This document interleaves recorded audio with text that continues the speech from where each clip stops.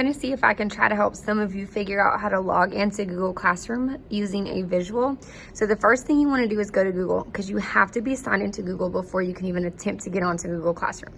When you get on Google, at the very top right hand of your screen, you will either see a button that says sign in, or you are already signed in. And it's okay, it doesn't matter. If it says sign in, then you're gonna sign in with the way I tell you to in just a minute. If not, and you are already signed in, then you can click here and you can click add another account. Now, when that happens, or when you click sign in, here's how you will need to sign in. Every student that is a student at Creekside Christian Academy has a Creekside Christian Academy email address, okay? Some of you don't think you have one, but I promise you that you have one. So I'm gonna show you what it is. I'm gonna try to give you an example here. So for example, if I was going to get on as a student, my email address would be my first name, period, my last name, no capitalization, no spaces, okay? And then it would be, let me find my at button. Okay, it'd be at creeksideacademy.org. That's their email address they have to use.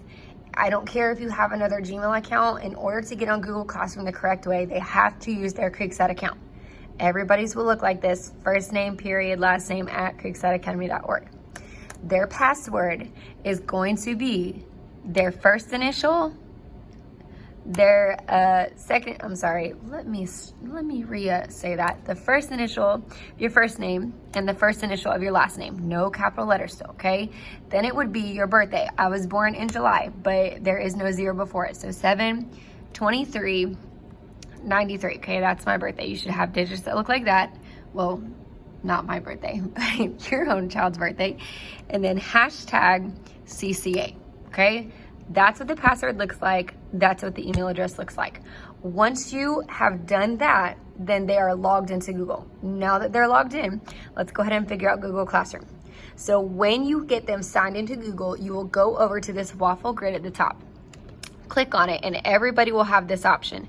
If you scroll down, you will see, there it is, Classroom. You're already logged into Google, so that's why it's called Google Classroom, okay?